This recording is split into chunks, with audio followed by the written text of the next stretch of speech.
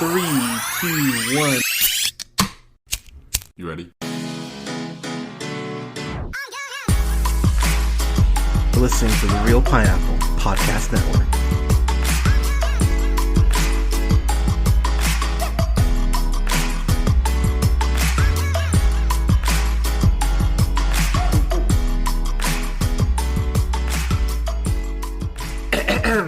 Good evening, everybody. This is the Real Pineapple. I'm starting to fall asleep here. Damn edible. This is your humble host, Hunter, here. Oh my god, we have a review, and this is the last official new release review we're releasing until I'm on a mild break, about 3 weeks, which will be nice. But thank you so much for the support. As always, we have a review here for the Batman. Just to get this out of the way, it is spoiler heavy. So if you've not seen the Batman, please do, pause this. Take the three and a half, probably 3.5 hours after you see trailers. Take the time, go see it, come back and listen. But you heard a different voice there in the background. She's been on the show before, with helped out with the Shazam review. I know there's other shit. Thank you. Yeah, Birds of Prey. Pretty much if it's a DC movie, there's a very good chance she's on it. I've got my friend Wally here. Wally, how are you? Hanging in there. Thank you for braving the snow. I appreciate that, because it's snowing in Reno in fucking March for some reason, why? By the way, it was 70 degrees last weekend. Oh, that's right. Yeah, it was sunny too, which, again, the fuck. But we are talking about the Batman. We are talking about Matt Reeves, that brilliant son of a bitch. If you've listened to the podcast for a while, you know the reference I have for Matt Reeves, director of Cloverfield, which is such a wonderful monster movie, and there's not been a Godzilla movie that has been made that is as good as Cloverfield. Come at me, don't care. Don't count the sequels. Those especially. But Let Me In. He was a producer on 10 Cloverfield Lane, which is a fucking brilliant movie until the last 5 minutes. And then, of course, the Dawn of the Planet of the Apes trilogy, as I mentioned, with Andy Serkis, who should have been nominated for an Oscar, but that's a whole other conversation. So we were gonna get a Batman film starring Ben Affleck. What was that supposed to be, 4 years ago? 3 years ago? 3 or 4 years ago. That was sometime right before BVS and Justice League completely tanked all of Warner Brothers' plans. I also want to just say, Hunter and I saw this movie last night. We did. Super late. Yep. And we have not at all talked about it, because that's his style. He does not want any, not even that was good, that was bad. Nope. Neither of us have any idea on the other one's opinion of this movie quite yet. We will be learning about each other in real time today. Yeah, and I will be the first to admit I'm a little concerned about what you might think about this. So I will just throw it out there. My partner would tell you that when I saw the trailer at Fandom, because DC nor Marvel will be showing anything at Comic-Con moving forward, you can just get rid of that pipe dream. But I remember seeing the trailer at Fandom and going, holy fucking shit, this could be the Batman film I've been waiting for. Because I will be the first to admit, I went through and I rewatched Nolan's trilogy. I love Begins. I love Batman Begins. I actually think, bit of a hot take, I think it's a better film than The Dark Knight, start to finish. It's my favorite too. I don't know that it's objectively better, but it's my favorite. Okay. That's fair. There's a charm and a newness to it. Especially, you have to remember, that really did reset comic book movies as a whole. Yeah. Go and watch Batman Begins compared to a whole bunch of other Marvel movies that came after, and watch how they follow that formula of the suiting up sequence, the learning sequence, the way the villains are introduced. It kind of introduced a whole new formula, and it really brought The Dark Knight back to dignity after Schumacher. So. Yeah, well, what's interesting, because we get Iron Man, and I can't, we get Iron Man Begins within, 4 months of each other, if memory serves? So that was... it within 4 months? I feel look it up, because I think Iron Man was a year later. Am I crazy? I don't know. I'm getting fucking old. I trust me, I get it.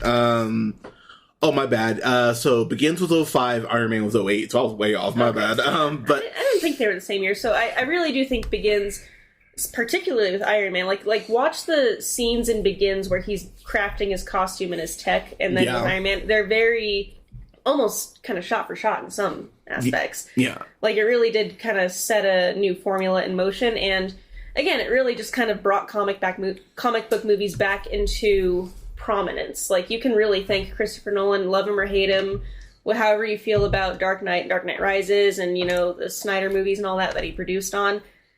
You can't discount what the man did to bring kind of the superhero genre back into prominence. So I wouldn't say he brought it back to what I would say is that he developed a more realistic style, which I think is to the improvement and the detriment of the genre, which is a whole other conversation. But there's a balance to be struck there. Yes, but what he did with Bale, especially Christian Bale, okay. as not what he did with Bane, but like what he did with Christian Bale. That Bruce Wayne works so well. His Batman, I think, is good, but again, that's a whole other conversation. But Nolan does Begins, which is a great film, does Dark Knight, gets Heath Ledger, R.I.P., gets him an Oscar.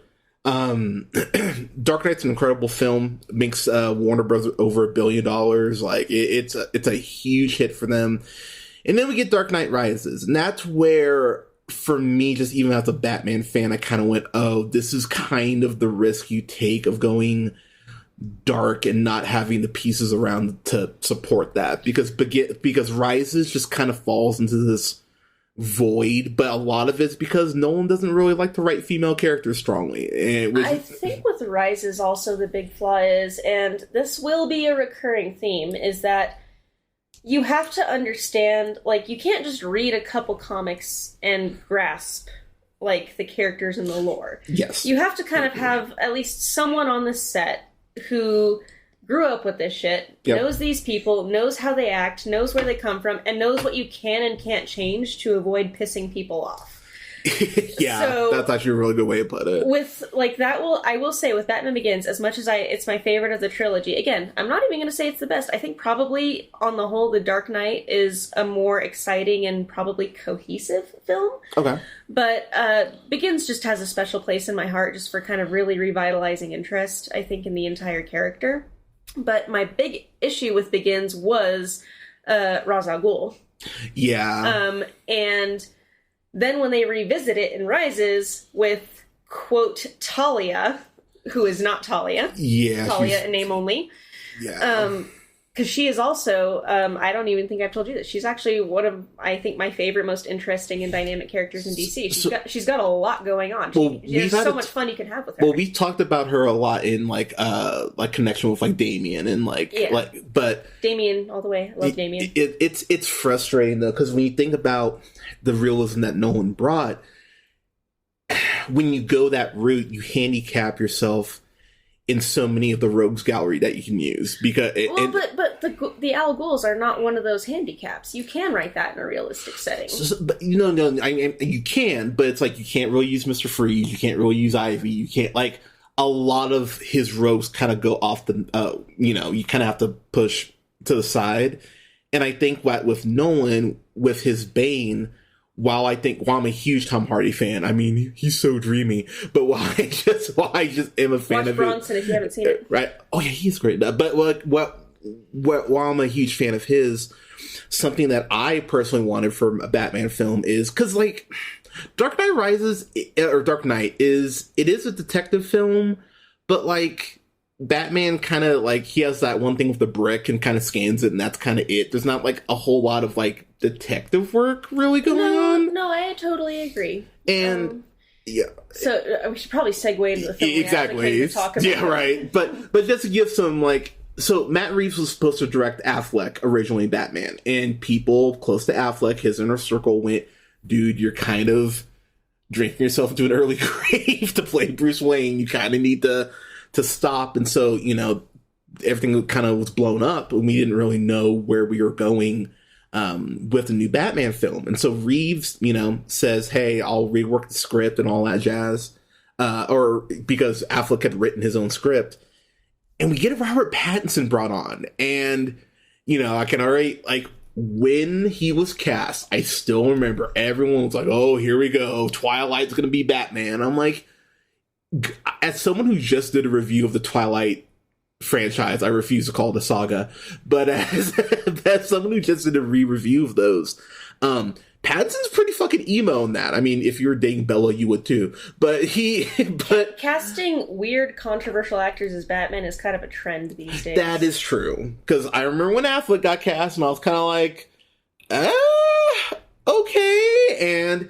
And I think Affleck was the victim of bad scripts. I think he actually did a lot more with. I think he would have been a great as the older kind of Frank Miller, jaded Dark Knight.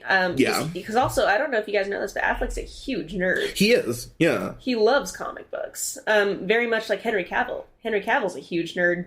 Yeah, builds computers. Yeah, Cavill's plays a WoW shit all the time. Yeah, Cavill's a shit. But I was so happy when Pattinson got cast because I love Good Time. The Lighthouse.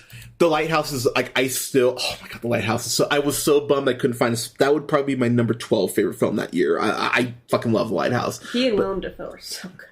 They really are. And Pattinson, it's so weird. It'll take you a second. You're not going to know what you're watching right away, but it's worth it. Stick with it. It's not a bad thing though, but it's on Amazon Prime. You should watch it if you haven't seen it. But Pattinson being cast, you can check my Facebook. I even said, I was like, I think Pattinson will go down for me, and that's the key distinction for me, as my favorite live-action Bruce Wayne Batman combo. Because that's always kind of a thing with the Batman films. It's like the actor that gets usually either good in one of the roles. Like Keaton's, I think I really like Keaton's Bruce Wayne quite a bit. His Batman, it works, but I'm not crazy about it.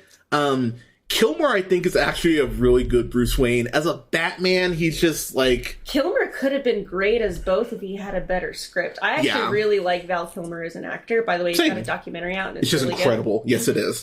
Also, see him in Kiss Kiss Bang Bang. Dude's fucking cool. Yes, he is. Val Kilmer has had a rough career. I know he's the butt of a lot of jokes, but no, I think that if he had had a better script, he could have very easily been the best of the bunch. And I think Clooney, in 09, could have been great at both. Because that was, 98, 99 we got Batman and Robin? Gosh. And so I just rewatched that with my partner, because my partner had not seen it, because she's not a Batman fan, because, we had the whole Joker discussion of you watched Batman Forever or Batman and Robin? So I have not rewatched Forever. I rewatched Batman and Robin, and that's the worst of the two. So I stand by this. It is one of the greatest comedies that's ever been made. Batman and Robin as a comedy is fucking brilliant. As a Batman film, it is a fucking abortion, and I fully acknowledge that. But I just love what is it? Chris O'Donnell? Chris O'Donnell. Yeah, as 35-year-old Robin. Yeah, the 35-year-old orphan. I fucking it's so good. It's so wonderfully bad. And even Uma Thurman in that is just, oh man. You know what? That is basically what you'd get if you made a movie off of Adam West's Batman. I mean, you're not wrong. It's really not any sillier than Bat Shark Repellent, but that movie's insane. So focus, Mr. Edible. So we get here. I don't even know where to start with my love from this movie, because, I don't have the script of the DC apology tour I normally go on in front of me, Well, DC actually has been churning out some pretty good shit. They have. You don't have to go on the apology tour anymore. They have. So it's almost like when you get out of a bad relationship and you're dating someone, you're like, oh man, you might be really good for me, but you still have that trauma. Like Suicide Squad is still fresh enough in my mind. BVS, I'm like, oh god, you could turn back into this shit. But we got the Suicide Squad, which not enough of you watched, because oh my god, see it more, that watch was it more. Such a great movie, you guys, come on. So I will drop this not even a hot take, but I will spoil my best of list for this one thing. No Way Home is not on my list. The Suicide Squad is. That's all I will say. I've seen it so many times. I can't stop rewatching that much. I own the Steelbook, and I just Ratcatcher 2. Just you must be protected at all costs. But But between the Suicide Squad, between Shazam, the Snyder Cut, come on, be honest. C plus. I'm not gonna go crazy. But between Shazam and the Suicide Squad and Peacemaker, it feels like DC's starting to get it. Like now, they're starting to stop the producers from trying, because that was what ruined the first Suicide Squad, was the producer, meddling. Yeah. Now they're just letting people kind of take the reins a bit, and it turns out when you're not worried about what's marketable, people can actually turn out a pretty decent story.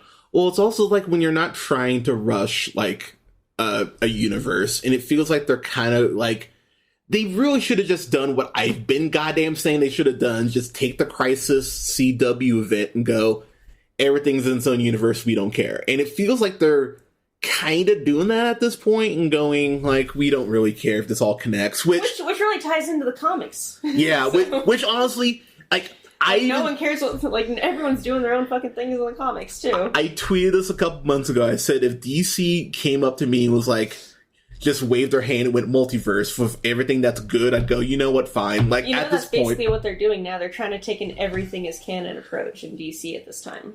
Like in the comics? Or? Yeah. Oh, okay. Well, see, there you go. Even better. They're introducing another whole thing where it's headache-inducing. I'll have to explain it to you, because I don't want to derail this entire thing. Fair enough. But I'm happy they're just kind of going like, you know what? We're going to just make shit that works for, like, that works. And Matt Reeves has created, I think, the best live-action Batman film that's been made.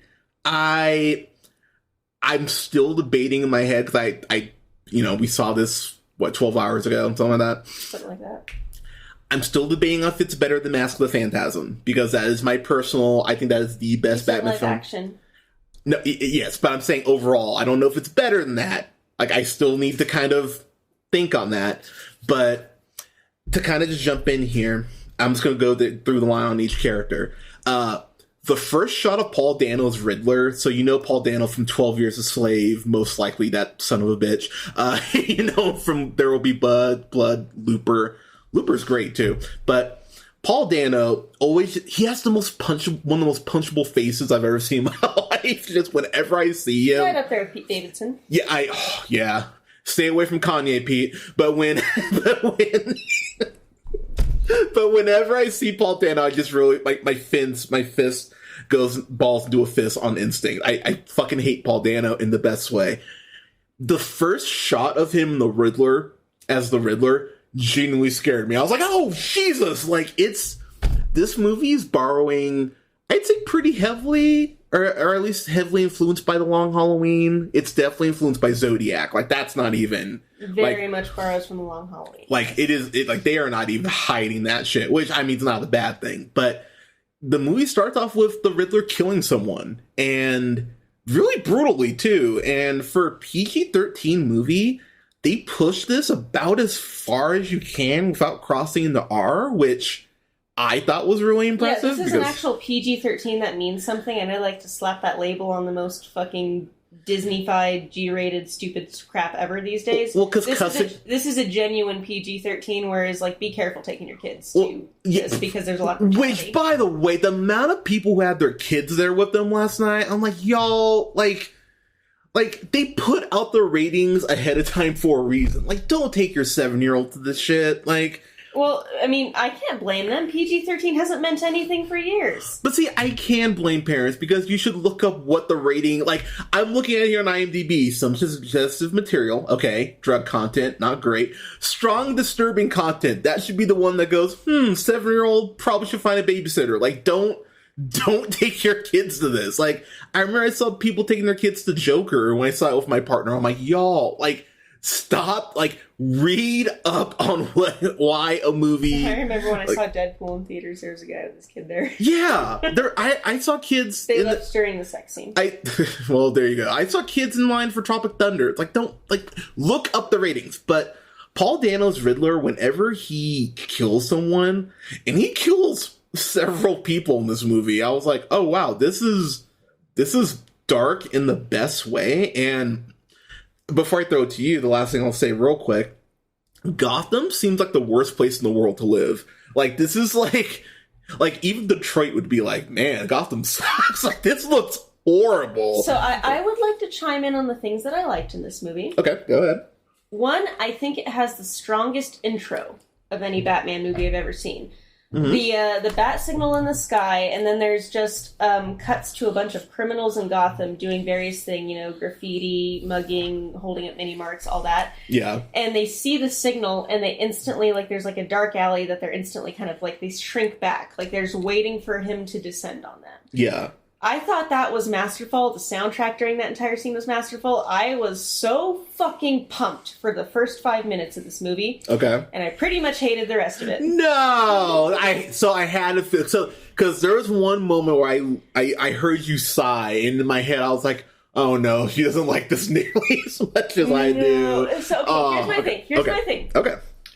I would have liked this movie way better if someone would have taken a nice pair of scissors to it. Because, oh my fucking god, why is it this long? Jesus fucking Christ, you guys have no idea. My entire internal monologue after, the fucking 90-minute mark was, end, you motherfucker, end. Jesus Christ, how many times does it look like it's shaping up to fucking end, and then it just keeps fucking going? It's like Return of the King, except even longer. Oh my god! Return of the King's over 3 hours, isn't it? It doesn't feel that way. This one feels like it's 12 hours. Damn. Jesus, and you know what? You know what fucking killed me? Go ahead. What is it, the 2 hour, 50-minute mark? We're finally at the final climax of the movie? Batman's hanging by a rafter, about ready to get shot in the fucking head by a shotgun, and they're trying to build up suspense. He's really gonna fucking kill him, sure, whatever. This fucking henchman slowly walks over, slowly opens up his shotgun, slowly loads the shell, slowly recocks it, slowly points it at his head, and it's just fucking move already, no wonder he gets away. Jesus fuck. I was literally everyone in this movie, is fucking zonked out on Xanax, or do they work at the DMV? Why is everyone so fucking slow? Everyone talks slow, everyone moves slow, no wonder it's this fucking long. Oh man, we did not see the same movie. Oh my god, it was agonizing. It was reeds under my fingernails. So, okay, let me go down the line here. So, Dano's Riddler, in comparison to any other live action Batman villain, I know y'all just, love on Nicholson. I think Nicholson's a really good Joker. I don't think he's not Mark Hamill. Mark Hamill, I still think is the best Joker. Don't at me. I don't fucking care. For me, Dano's Riddler, whenever there's this scene of him in Arkham near the end of the movie, and that scene in particular, where the fact that he can just make saying Bruce Wayne's name make my skin crawl, I'm like, God damn it, Paul Dano, you're kind of amazing. His Riddler costume, and I put costume in quotes because it's a fucking gas mask and a fucking set of goggles. It's not that impressive. Yeah, it's not really a costume. It's very much something that you would find at a What it is basically, okay, the Riddler is a fucking Redditor in this movie. He's a hyper online, fucking self-important, thinks he's smarter than everyone person with a cult of followers. That's all it is. You thought it was fun. I thought it was fucking lame as shit, but whatever. Well, it's funny to me because in the Gotham that's set up here, especially as far as his followers, I've been on enough Discord chats to see people get followings like this, and it felt so incredibly creepy, especially in the political climate that we're in right now. I love the fact that he had people building up what he was doing as a righteous cause, and the reason that they give for his whole plan, while incredibly simple, I went, I never actually kind of thought about it like that, in the sense of, Bruce Wayne lost his parents, that is fucking terrible, but he's still, in Wayne Manor with, millions of dollars and access to anything that he wanted, while, Paul Dano is in the Lego Lego Batman movie orphanage, and wow, no one even shoots me a t-shirt. I actually found that, I don't want to say sad. No, it could have worked. It really could have. I think that's why. So I mentioned to Hunter before we started recording that I'm going to draw a parallel to the Alien series. Yeah. And that's because I have not felt this hostile towards a movie since I saw Prometheus. Where I think the hype and the potential made me very angry at the execution.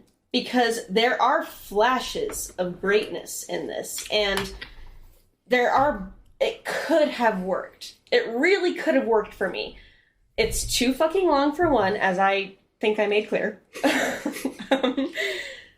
Second, like, this movie is entirely too impressed with itself. It thinks it's so smart and so clever and so cute. And every single, they try to drive in, fucking 5 or 6, holy shit moments, and none of them fucking drilled for me. They were just like, well, yeah, obviously. Interesting. Okay. Like throw one out. So the big one for me was finding out when Bruce Wayne is for no reason vandalizing his own house with spray paint. I mean, he vandalizes it with a cave. I could see him. I could see him. I'm just saying. Anyway. But where he's trying to draw these parallels between these clues, which to me were pretty fucking obvious. I don't know. I thought here's the thing. So, okay, there's this whole thing about how, the Riddler, which they do use his actual comic name, Edward Nashton. Yeah, which I appreciate. I thought that was a very nice touch. I liked that they didn't do the Edward Nigma, because that's, that shows a level of detail to the comics that I did not expect from a movie that has this bad of a misunderstanding of Batman. Anyways, so there's this scene where you find out that the Riddler was this orphan in this orphanage that was being sponsored by the Waynes, and they pledged a bunch of money, and then they got murdered a week later, and he's basically mad at Bruce Wayne because Bruce Wayne got called an orphan, and Bruce Wayne's not a real orphan, I'm an orphan type shit. Yeah. So I thought for sure, because prior to this, they had released that Thomas Wayne, Bruce's father, had, accidentally had a journalist killed because of a mob tie. So, I don't know. That was all stupid, too. We'll get into it. But, I was like, oh, okay, so it's probably this journalist's kid. His dad died. He got sent to an orphanage. I was waiting for that reveal for seriously, fucking 90 minutes, because, again, this movie is 12 hours long. But they don't even actually fucking get into that. Just some random kid in a fucking orphanage that fucking Thomas Wayne once showed up at. That's the Riddler. I hope you're happy, fans. So, honestly, I love how petty that is, because that falls very much in line with Riddler just as a character. The whole thing with the whole, okay, how do I want to put this? It's kind of similar to Daredevil Season 1 for me, in the sense that if you're the audience, if you're paying attention, because I think about maybe 90 minutes in, I kind of went, okay, I think we're going to go, we're going to end up here because of A, B, and C. But I try to not do that when I watch movies, because I actually like to go on the journey. But I try to not do it too, but when a movie's this fucking long, how can you not? Oh, see, that's where, that's why I'm actually liking the fact that you didn't like this as much, because from the moment the moment we get this hilariously whimsical music to start off with the title screen, and then it goes into, oh man, look at this poor guy just getting off the subway and he's about to get mugged. Oh, that fucking sucks. The whimsical music is Ave Maria. I don't think you know what whimsical means. All right, that's the fair point. But I love that. I love that introduction. But something about Dano in particular is that, yes, the whole taking down. I would have liked Dano, I think, if he wasn't the Riddler. Is there someone else that comes to mind that you think he... I mean, honestly, I think that it would have been... I don't know. I mean, I'm not fucking singing any praises on Jim Carrey here, but... Oh, God, are you going to go there? Are you think Jim Carrey's a better Riddler? No. Okay, I was about to say, I was come on, Wally. No, but... I don't know. Other than, he did have very clever clues and ciphers. That part was straight out of an Arkham game. That was cool. Yes, it was. It was very much out of an Arkham game. But the deranged, the Riddler's supposed to be kind of the thing with the Riddler is he's not your fucking autistic Redditor who's screeching and reading at the internet all the time. He's kind of he's like your, I'm a cool atheist type dude. Like, I'm so much smarter than you. You have no idea.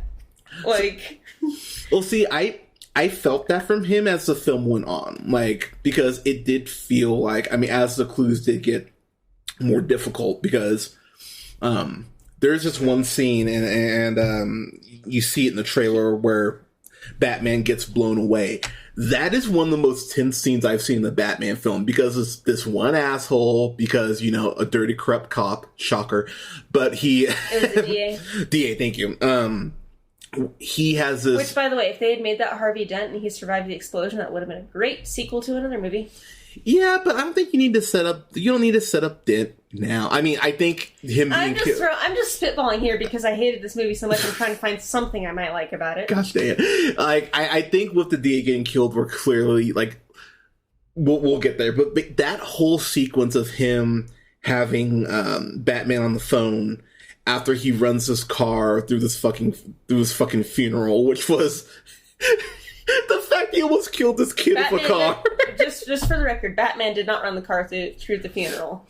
Hunter might have confused you there. No. So the Riddler did it, but Batman actually shows up after that. Yeah. But that whole sequence, you're like, dude, if you had just not been a corrupt piece of shit, you wouldn't be in this jigsaw trap right now. But there were definitely shades of Saw all throughout this movie. It's the closest, like, yeah, there's definitely elements of that. Jeffrey Wright's Gordon, oh my god, so they get J.K. Simmons to be Commissioner Gordon in the Snyder's Justice League. And I love J.K. Simmons. I just wish he would have gotten more to do with the role. Nothing on him, just kind of the way the film broke down. Wright gets a lot to do here. And I just kind of wanted to give Gordon a hug, because he's just looking around like, man, all my friends are fucking corrupt. This fucking sucks. And who do I have to turn to? Oh, this vigilante that the cops are trying to hunt. Commissioner Gordon in a nutshell, in basically every iteration, really. True, but like I never felt like I haven't felt Gary Oldman is still my favorite. Gordon.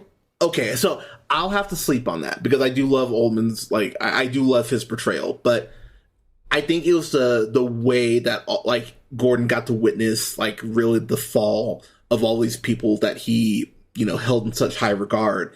I found that really fascinating, the way he kind of had to react on that in the moment, and the way that him and Batman actually work together in tandem as the film goes on. So I won't lie, I enjoyed him and Gordon working together.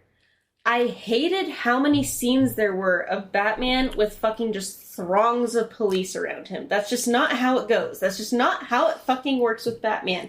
And also, how many times did they make the same fucking joke where, like, he's in a fucking throng of policemen and one guy goes, "You're gonna let him do that? Why is he here?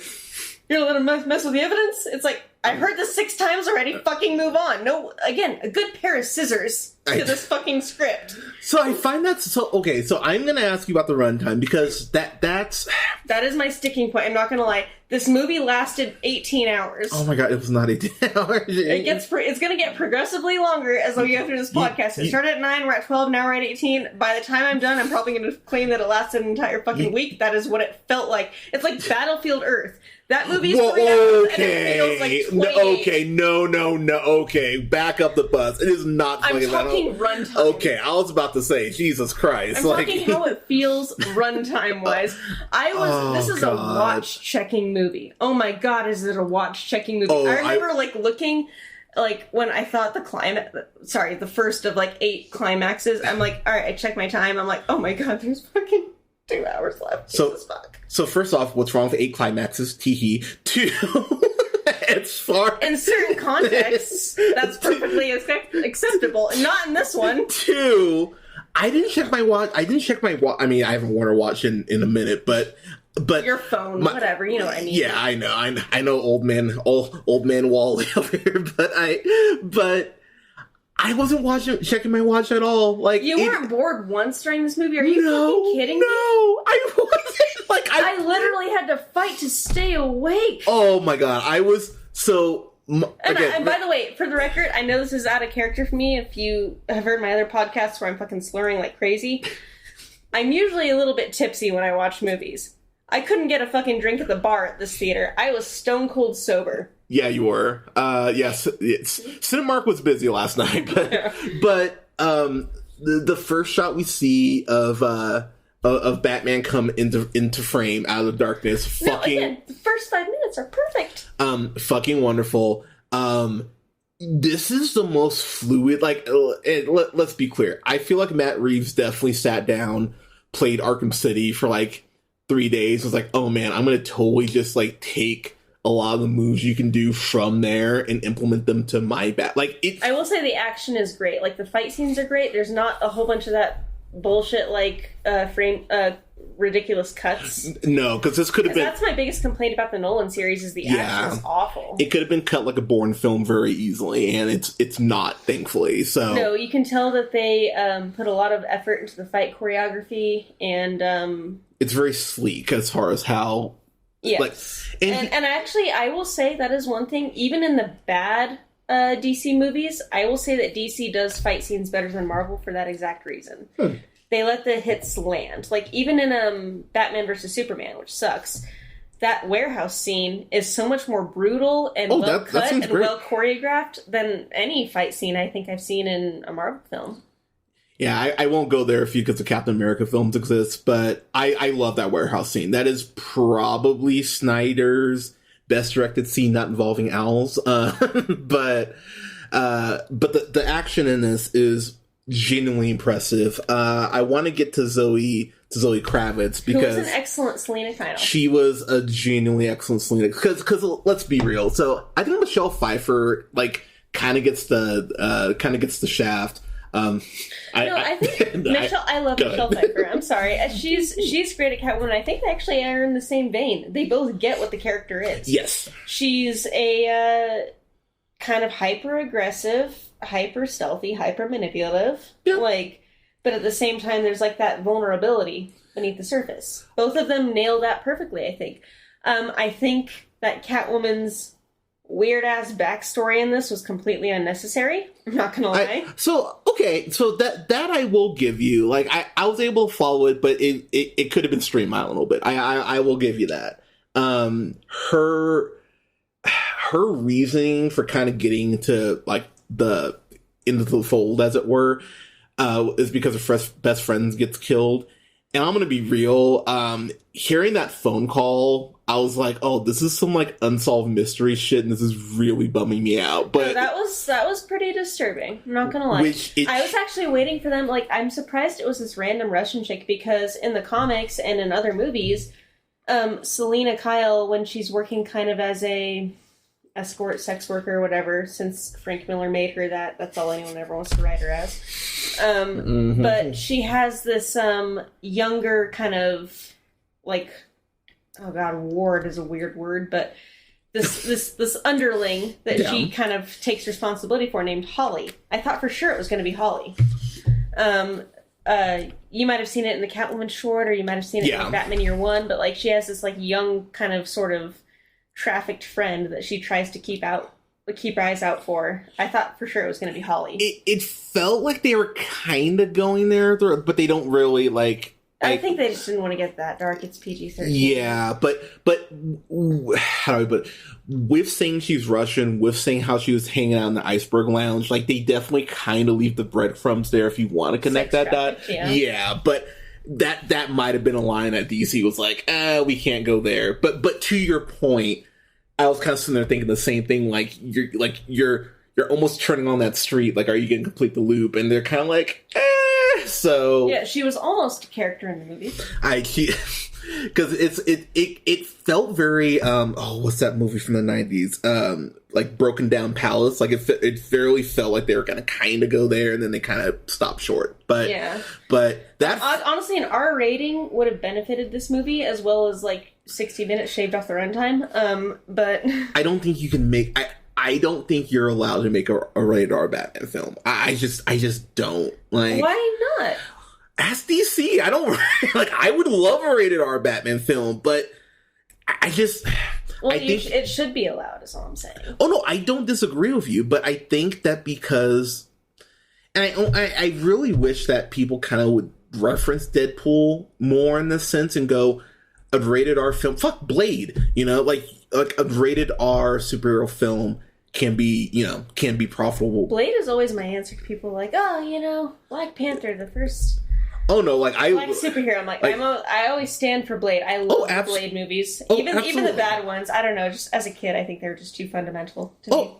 Absolutely. Because look, I've sung my praise about Black Panther. It's fucking wonderful, but I fucking love Blade. I own the 4K. I fucking love Blade, but this is one of those times where I think pushing it as far as you do with PG-13. No, they did a great job. Again, this is a legit PG-13.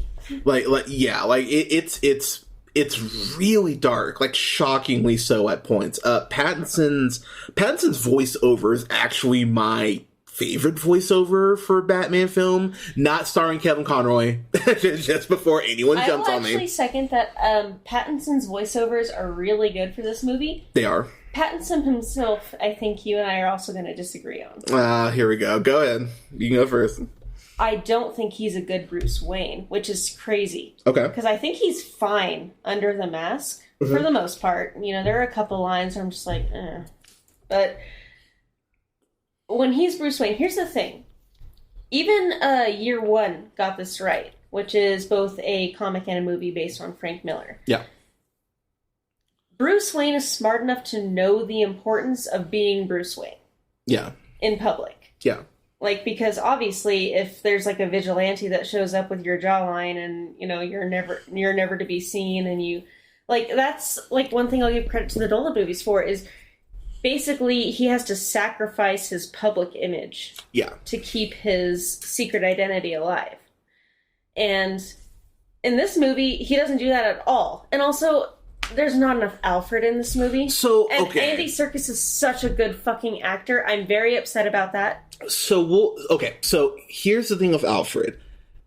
I agree with you, but it doesn't bother me. And the reason why it doesn't bother me is because I think for all the elements that are at play here, Alfred is actually the one that you can use the most sparingly. I disagree. I think he's vital to any Batman movie. But see, I think he's vital in the first bits as far as helping him solve the riddles, which is actually How many lines does he have? 10?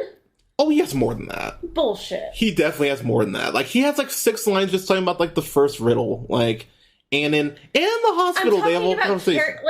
In a character building sense. Okay. You get a couple, where it's you're not my dad, you are my dad type shit. But, yeah. No, Alfred is a very important character, especially to Bruce Wayne. Yeah. And Bruce Wayne basically hardly exists in this movie. And he doesn't, when he's there, you don't really get much of a sense of, character? I don't know. I thought... It's not Pattinson's fault. Again, I think first of all, the script needed a rewrite. Or 2. Okay. The editor needed a stronger pair of scissors. In fact, did they even have an editor? Did they get one from Wish? Why is this movie this fucking long? So, I'm moving on from that. Serkis, for me, in this... I think he's used, I could have used more Serkis, but I always want more Andy Serkis. I think for where the plot is, I think Serkis gets enough. Again, I could have used more, but it didn't detract or, take away from the film for me. The scene that they have... Actually, wait, I'm saying we said full spoilers already. The scene that they have in the hospital genuinely broke my heart because because it is that moment that I think most people have where you kind of go, oh, my parents were people who fucked up and made mistakes. And it's almost like that shatter moment where you kind of go, oh, fuck, okay. No, that's fine. And I think that was a vital scene, but why was it so long? Again, I'm sorry. Can you not acknowledge that... Here's the thing. Slow moments and slow movements and conversations can be very powerful. Yeah. But when every single thing does that, it eventually loses its luster. If everyone talks in this super slow pace, if everyone moves in this super slow way, you just start to get impatient. It doesn't have the meaning. So, what's a good example in terms of Bruce and Alfred? Well, in terms of Bruce in general. So here's the thing. Batman actually spends, again, I said earlier, a lot of times in throngs of police. Yeah. And they all have the same conversation every fucking time, but whatever. Anyways, but, like, even when he moves, like, even if he's grabbing an envelope, or just, like, saying a line, it seriously takes so much time, and then you cut to establishing shots of other characters that have already been established for no reason. The climax, I think, is the actual climax, sorry. They're fucking 10 in this movie. Yeah. Giggle your ass off. Anyways, so, like, at the end of the movie, you know, again, I went into, like, how Batman's about to get shot in the face. You know who saves him is Catwoman. Yeah. Here's the thing. They had already showed Catwoman arriving on her motorcycle. Then, like, as this is happening and he's dangling, they have to cut to her again, looking up at him for a solid 10 seconds, glancing over at a ladder, glancing back at him, and then just like, I get it! Okay, you already showed her at the scene. You could have just had her appear. That didn't bother me, but okay, fair enough. I will say, like, if you don't like that slow talking, like, this is a film noir Batman film, and this is labor to sit through. I didn't feel the labor. Like this is. I'm honestly happy that you didn't like it from this perspective of, like, this makes for a fun review. but it's one of those things where I was sitting there and look, 3-hour movies, and I have to put it like this because, you know, like, I've talked about Martin Scorsese and how I think The Irishman is just way too goddamn long, but I can sit through something like Silence and be enthralled. I can't tell people if a 3-hour runtime is too long for them.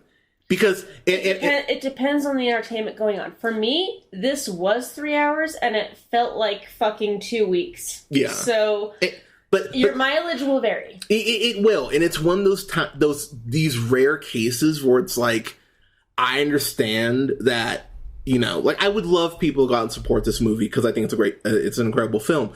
But this is on streaming on April 19th, so we're like 44 days away. So it's like, if you have a weak bladder, or you just are like, COVID's still a thing, I don't want to... You know, maybe I was primed to kind of dislike this movie. For one, because I couldn't get a fucking drink at the bar.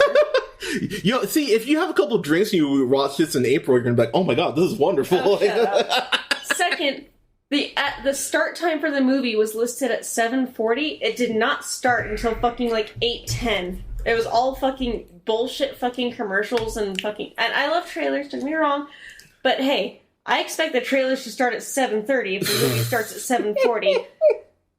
Am I old? Am I naive? What am I doing wrong? See, what am I doing here? I've been doing this for long enough to know that I usually have about a 20-minute buffer before I actually have to sit down. Why the fuck were you so worried I was going to be late? Because I know you, and sometimes you get distracted and you get out of the house late. Jesus Christ. But anyways, so yeah, that bracketed the start of my experience. Yeah. So I couldn't get a drink, you know, and the food fucking sucks at the theater, so I didn't get anything to eat. So I'm sitting there not drinking or eating anything. It's late as fuck. I'm tired as shit. I'm hungry as shit. I'm fucking kind of dozing as these people just drone on about shit I can't possibly give a fuck about. So, you know, I'm going to actually challenge you to rewatch this at home then, because it sounds like if you could I will never rewatch this movie. Really? I don't have that fucking time in my day. Damn, okay. Like, because I would rather watch Suicide Squad twice because it's still less of a runtime than this fucking monstrosity. It is not. I'll put you at about 4 hours and 30, about 4:30. Suicide Squad is not 2 hours long. Okay, I'm all right. I can't wait to say I told you so, because it's my favorite thing to do. Let me. Yeah, I know it is. Let's go here. Suicide Squad. Look at that. 2 hours, 3 minutes. Jesus fuck. What did I say? I was only 4 minutes off. 1.5 Suicide Squads. But so getting the final thoughts here. Here, hold on. I know I've been a fucking hater. Let me say the other things that I liked about this movie. Again, the first 5 minutes is absolutely perfect in terms of how it introduces Batman and what he's become to the city of Gotham, which is basically quintessential Batman. basically any criminal who sees that signal in the sky just kind of shrinking back and just waiting to be attacked. Yeah. That's perfect. Zoe Kravitz. Yep. Her backstory's weird as shit, but she nails the character Michelle Pfeiffer style. She gets what she's supposed to be. Yep. She's got the physicality, she's got the build, she's got the facial and emotional range to make it work. The action is really good. The fight scenes are well choreographed. There's a car chase scene that is expertly shot. Oh, it's so good. Expertly. Yep. Especially when you compare it to Begins and The Dark Knight. I think this is probably the best Batman chase scene. As far as the aesthetic... High praise, okay. As far as the aesthetic goes, I really like how it blends old-timey, like in terms of like, you know, you can tell this is kind of a rudimentary Batsuit. Yes, you can kind of tell that like his Batmobile has callbacks to the animated series in terms of like the hood and like the shape of the car and all that. I don't know fucking cars, but whatever. Yeah. You can tell that like the Gotham itself, the way that they did the city is probably my favorite Gotham City I've seen in live action. Because I know in The Dark Knight they basically just kind of did a bunch of shit around Chicago, which looked good. It looked great, but this one has a lot more personality as a city. Yeah, they shot in London and Switzerland. Yeah, no, it looks really, really good. Yeah. What else? The soundtrack is good until it wears itself out because you'll get tired of listening to it. You won't. Can't believe we had such polar. Oh no, I know. I find it fascinating, like, because, like, I don't know, like, normally, like, I've already been yelling at people who don't like this, but you're such a DC fan. I'm just like, okay, like, if you don't like it, that's, I mean, I just don't think they understand the Bruce Wayne Batman thing. I think it's very jarring to see Batman in so many throngs of people. It's just not his. It's just not his thing. He doesn't do that. I know what they're trying to do. I know they're trying to make a more like hopeful conclusion where he's like helping people in the city and he's working with the police and everything. But like, it's just I kept waiting for him to vanish every time there's like a bunch of police around him, and it just never happened, and it just felt awkward to me. I don't know. I actually like seeing Batman, you know, save people. He barely saved anyone. This entire movie is Batman failing upwards. He didn't save shit. I mean, the fucking seawall blew. I mean, the flare he led, you know, all those people out of the, you know, the their watery tombs. After they were fucked over, he helped him out. Sure. I mean, hey, he did more than his dad did. He did. There was some cool detective stuff in this movie again until it wore itself out. This is a movie that is very proud of its own cleverness, and I don't really like it. All right, so where do you land on the grade? 5 out of 10. Letter grade, tell me. So, what, D? A D. Wow. Okay. I am going to say a few other things I enjoyed about it. We didn't talk too much about Colin Farrell, but... Wait, fucking Colin Farrell was the Penguin? Did you not know that? How many prosthetics was that dude wearing? A lot. Yeah. No, I didn't recognize him at all. Yeah, Colin Farrell fucking crushed it as Cobblepot. I loved it. He did a bullseye impression at some point. God damn it. He was great, and I'm very curious what a Penguin HBO Max series looks like. I thought all of the actors were very good, in my opinion. It's the script that let him down and the editing. But Farrell's absolutely great in the role. Wally mentioned it here just a second ago. The car chase that they have is fucking wonderful. You get a taste of it in the one of the trailers, but here, just seeing it from start to finish, even the sound the Batmobile makes when it starts up, I was just like, oh yeah, that's the stuff. Like, give me more of this, Matt Reeves. I normally am so back and forth on John Turturro because I still remember him stripping down those boxers in those Transformers movies and how that royally pissed me off. By the way, you have nothing. You all have no one but yourselves to blame. Not enough of you saw Miller's Crossing. Now he whores himself out for any blockbuster that comes a knocking. I mean, you're not wrong, but him and Pattinson get to have, you know, that conversation later on in the film that I just absolutely, sorry, my voice cracked. Apparently I'm hitting puberty, but that scene in particular made me incredibly happy. And this is the reason I'm comparing this more to Mask of the Phantasm is because actually, let me backtrack that a little bit.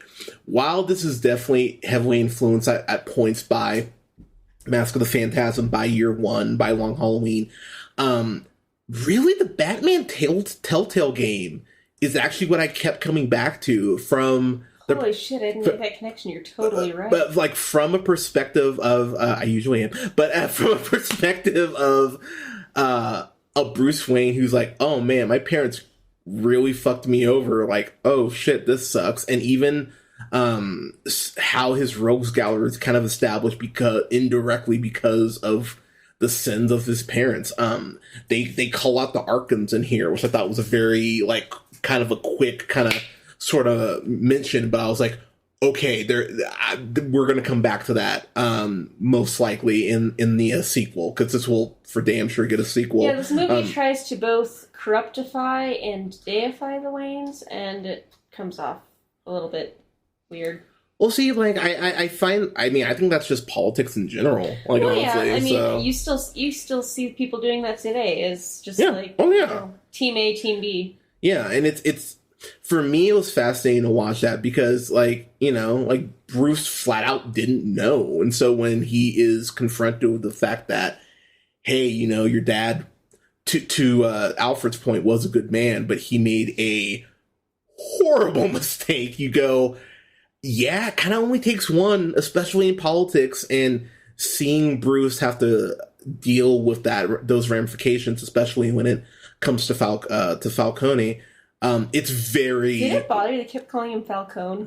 Yeah, I will say that did bother me, because I'm like, it's Falcone. Like, it's like in... It's an Italian name, chill out. It's like in Venom when they said symbiote, and I was like, it's what? No, like, that did bother me. That is one thing.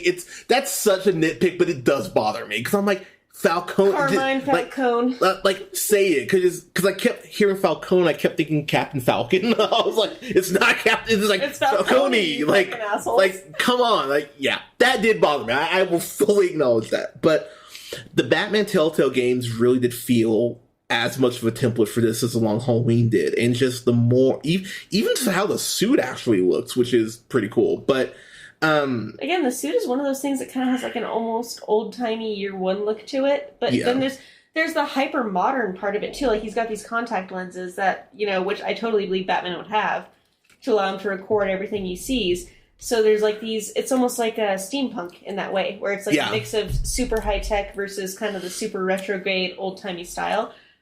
The style of this movie was not the problem. The cinematography was fucking brilliant. Again, editing and writing and fucking, there's so much shit that could be cut. Oh my god. So, God, I lost my train of thought. Fuck, no, you're fine. Welcome. But yeah, the Batman Telltale, even with the lenses, that's something I really appreciate is that Batman can go a little 007-ish with how many fucking gadgets he has, but it's actually pretty simplified here. And for a year two Batman, it should be simplified. The fact that he's keeping journals and all this shit on everything that's like going on in Gotham, I was like, yeah, that's actually, considering you don't have a giant bat computer yet, which again, you should not. I really appreciate kind of the simplicity. It's something that bothered the shit out of me in The Dark Knight, because it just is very clear that Nolan hates the fucking Batcave. Why, I don't understand. For the record, you don't see much Bruce Wayne in this movie. You don't. But for what, but as far as how he operates, I found that to be incredibly fascinating. Just the fact that it's, a camera in a contact lens, but these very simple things that build to the mythos that we will most likely get down the road, where a lot of chess pieces are set up as far as Penguin's rise to power, the fact that the Riddler is in Arkham but meets, a new friend, and not a fan of that. That seems stupid. I know a couple people who even love this movie who weren't crazy about that scene. I don't mind the scene. Like, it didn't take me out of the movie or anything. I will be the first to admit, Batman has an incredible rogues gallery. Could we get some, like, if we want to save Joker for the third Batman film, cool. But this movie feels so much like they're going Court of Owls, and I'm like, okay, if we kind of abandon setting up Court of Owls for the sequel, that is going to actually really bother me, because the setup for Court of Owls was weak as fuck, because I also got that vibe, but then they abandoned it like fucking 8 hours in, and the next 8 hours they didn't talk about it again. So I think with the mob ties and everything, as far as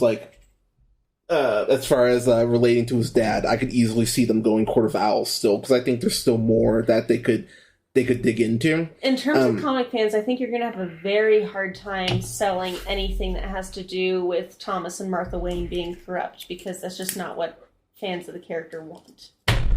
Ow, that hurt. That looks like it hurt. That was not a great feeling. I just elbowed my desk. But I'll leave that in. But yeah, as far as a Batman film, because I've been going through and I've been rewatching them. I don't know if I like this more, Mask of the Phantasm. I don't know. I don't know if I like this more than. Actually, oh god, is that the only one? You don't like it better than anything. I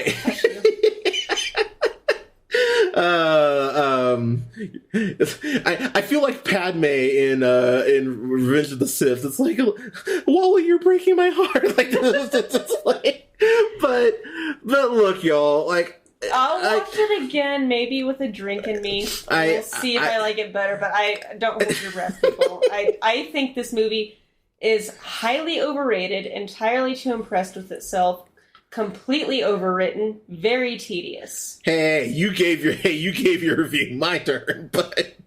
But yeah, this is one of those films that once it started, I sat back and went, all right. Because again, I still am a little gun shy about, DC stuff. I mean, we've got The Flash coming up. We'll see how they fuck that up. And we'll see how little Dwayne Johnson cares about Black Adam. It's Barry Allen, who cares? Goddamn.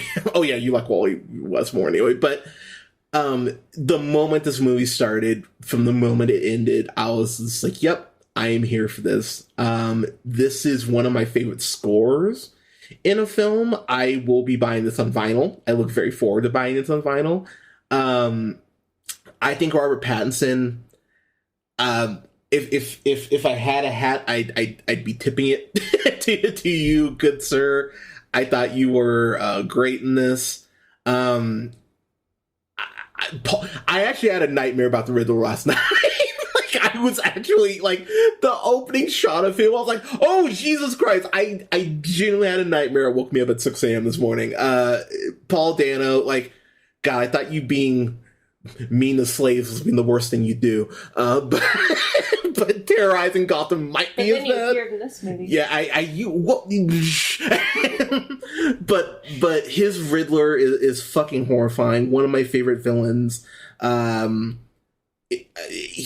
When I think about favorite comic book villains, you got your Jokers, your Killmongers, your Wyatt Russells. I absolutely love his version of the Riddler here, and I cannot wait to see more of that character.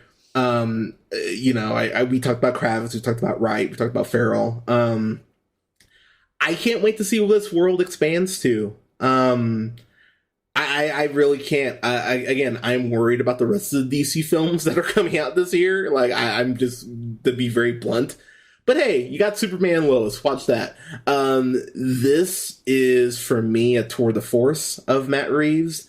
I'm sad because I know we probably won't get another one of these for like 4 years. They said it'll be under 5 years, but that could be right at the 5-year mark, considering how busy Pattinson and Kravitz are. But yeah, I don't have a choice to give this anything but a fan fucking tastic. So you have two very opposite ends of the spectrum. you have a D and a fan fucking tastic. And by the way, I am a DC shill through and through. Oh, you are. But I really need to throw this out there. 3 hours is a long time for a movie. Like straight up. Can you admit that there was a couple scenes that could have been cut? I think you could have gotten this down to 240. Yeah, easily. Yeah, I think you've gotten this down to 240.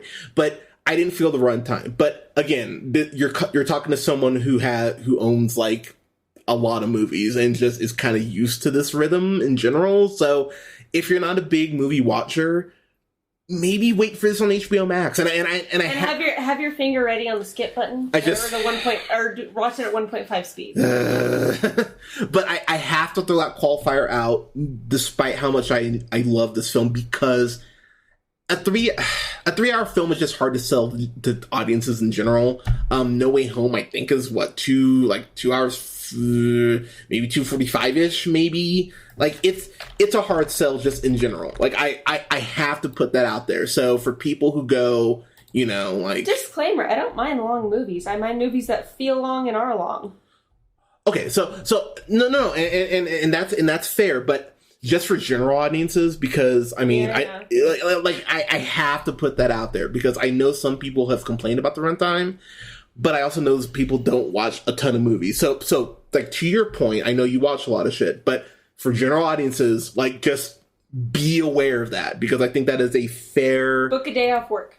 Right? Yeah, she'll have to work, 5 hours late, but just be aware of that. So if you don't want to be out in public right now with that many people, I mean, I'll be real, I bought an extra seat just so no one would be close to us, which was wonderful, by the way. Like, we had room to stretch out. It was great last night.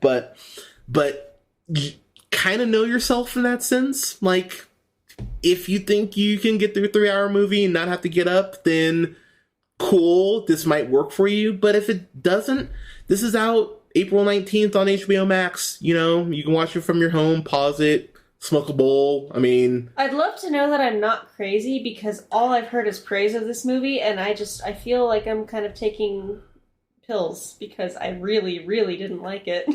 Oh wait, are you not? But no, I'm not. But I mean, this is I self-medicate with alcohol, thank you. That is fair. Yeah, this is 91% from audience scores. Like, you're kind of in the minority on this. Like, so. Like, I can't tell you how much I wanted to like this movie. How excited I was for it. How much I loved the beginning. Like, I'm not coming from a place you think I went in guns charging, wanting to rip this one apart. I honestly don't. No. Like, I'm surprised how much I don't like this movie. Again, it reminds me a lot of when I saw Prometheus in theaters. How hyped I was for that movie, and how I just fucking was pissed when I left that theater. So it's interesting, because I like Prometheus. I'm not in love with it. It's like a C plus B minus for me. Covenant, I hate way more, personally. So. Prometheus, Covenant I knew was going to be bad going in, but Prometheus I was very excited for, because I love the Alien series. Same.